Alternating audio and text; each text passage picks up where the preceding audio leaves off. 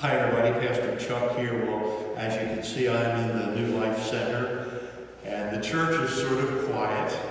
It was very quiet on Sunday morning, but I want to tell you something very special that happened. Earlier in the week, I asked Sandy Estera, one of our ruling elders and chair of our Christian Ed team, whether we might be able to do something with safe social distancing outside with the young people on a Sunday morning, and she agreed.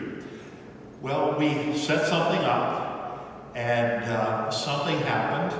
None of the children showed up, but there were 8 of us that were present. One was Sandy, our Christian Ed chair. The other was Veronica Betts, a member of our Christian Ed team, and Diego and his wife Louisa. You recall that Diego is the custodian of our church, and their three adorable children, Caleb, Isabella, and Gabby. And we had a great time with them. And what we did, we sat in a circle, and I showed them something that happened in 1804 that is a major landmark in the life of American church history, the Haystack prayer meeting. We're going to show you some images of that. And then I read this passage from the Gospel of Mark. You've heard of the parable of the mustard seed. Jesus said, "What shall we compare the kingdom of God to? What parable could we use for it? It's like a grain of mustard seed. When it is sown to the ground, it is the smallest of all the seeds on earth. And yet, when it is sown, it grows up. It becomes larger than any garden plants, large as a tree, so that the branches spread out and even the birds of the air can nest in the shade."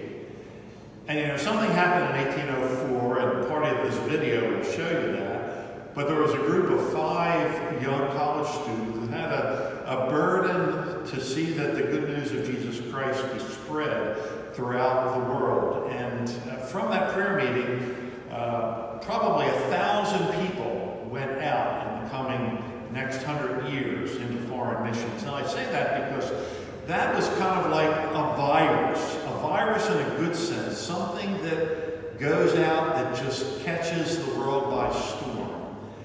And you'll see some clips that we have of our gathering, and it was wonderful.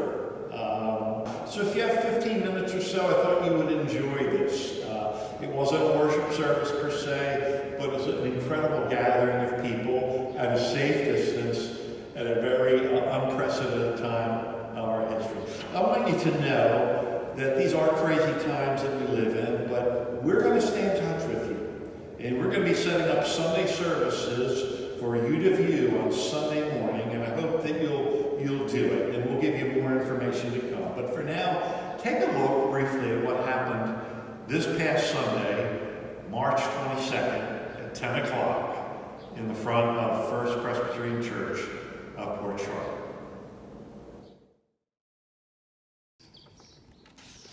I want to tell you a story. It goes back to, I believe, 1806, so that's like 214 years ago. Okay. There was a group of 5 kids. They were in college. Okay, we still call them kids even though they're in college. Okay. And they really loved God. And they prayed together. And one day, you know how you hang out with your friends? You know how you hang out with your friends and just do stuff? They were just out on a walk, hanging around, and there was a thunderstorm. I don't know about you. You get afraid when you're out in the open in a thunderstorm? What are you 2 afraid of if you're out in a thunderstorm, walking out? Huh? Yeah, you're going to get lightning's going to strike, huh? And, well, what's remarkable about this is these guys were 5 Christian college students, and they were caught in this thunderstorm. So they wanted to get sheltered. They didn't want to get zapped, by lightning. So the nearest place of shelter was this gigantic haystack, and I don't know how, they must have nuzzled themselves under it, but they got on their knees and they prayed. and they prayed that God would send people out from America to the whole world to tell them about Christ, to preach the gospel. You've heard of foreign missionaries, right? Okay. We have foreign missionaries that come to America because we need it bad. We need the gospel bad. Anyway, so they prayed that. And they prayed that through the thunderstorm, and they were kind of afraid of the thunders and everything.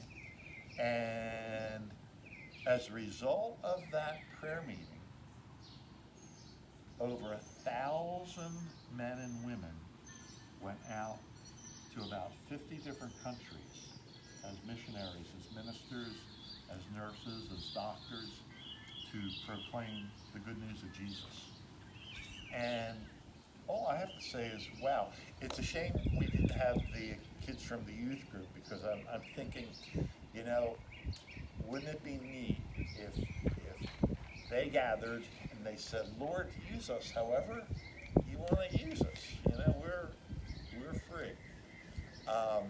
And I like what Sandy said earlier, you know, back 200 years ago, it was about sending people in boats far away.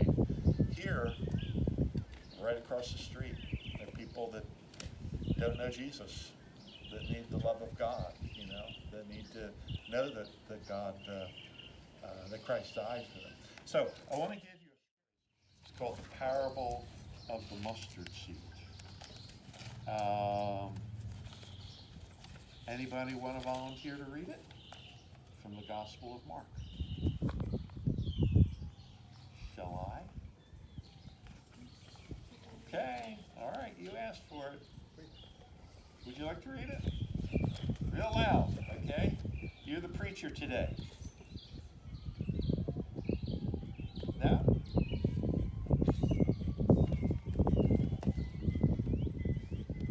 Jesus said, "What is the kingdom of God like? Or with what story can we tell to make it plain? It is like a grain of mustard seed, which when it is sown in the earth, though it is smaller than all the seeds that are on the earth, yet when it is put into the ground and it grows up, it becomes bigger than all the other plants. It puts out great branches so that even the birds of the sky make their nests to it." And that's from Mark. Thank you. Thank you. Appreciate that. So, you know, when you have a parable, for the most part, it has one point, okay? And the one point is there's something.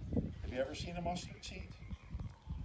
There are actually seeds smaller than that, but they're only about that big.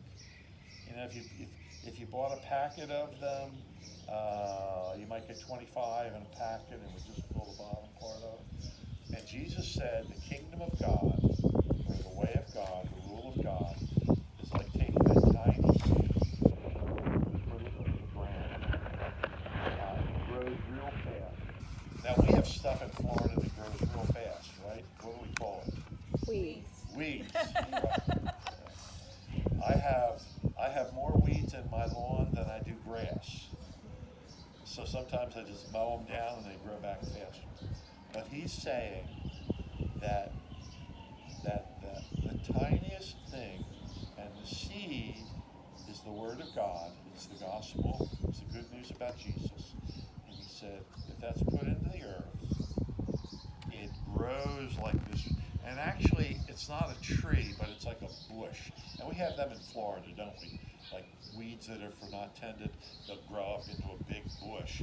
But he says that this is so big that the birds will actually make their nests. I don't know whether it'd be as big as the palm tree, or be probably like that tree over there. Okay, and so that even the birds come and make their nest. And what he's saying is, the gospel just started with Jesus. He was the seed that was put into the ground when he was buried after he died. And after he was raised, think about this, the church just started with 11 people, 11 disciples. And then it grew on Pentecost. Then it grew to 100, then 3,000, then 5,000. And then people, it was like, and here's the important thing. You've heard of a virus, right? You know what a virus is. A virus spreads. And sometimes, no matter what you can do, you can't stop it. Okay? Well, Christianity was a good virus that was going around. And it went to the Middle East, it went to Europe, and from Europe, it went from Europe to North America, to Africa, to Asia. And so this little thing that started 2,000 years ago is all over the earth. And I would say the good news of Jesus is preached and proclaimed in just about every region of the world. Yeah. So maybe we should pray that God would use people from this church, that God would use the youth group that Sandy and others convene and Veronica work with, that God might use them. I have 11 grandchildren, and I have one little boy. His name is Trey, and he's 6 years old.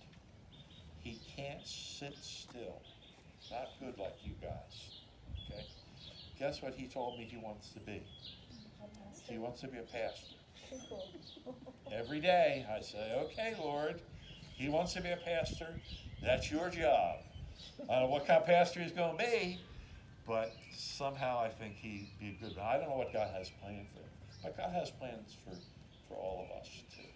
So Sandy suggested let's talk about what you've just heard. What do you think that means? Does that sound crazy that 5 guys could get under a haystack? Oh, and I forgot to show you. You can pass this around. Now that was on the grounds of Williams College, and 100 years after that was done, they made a monument. It was because they had forgotten where that took place. But 60 years after one of the guys was still alive, he said, I remember the spot where we knelt and prayed in that thunderstorm. And I remember that haystack. And I can tell you almost the exact location. And it's in Williams College in Massachusetts.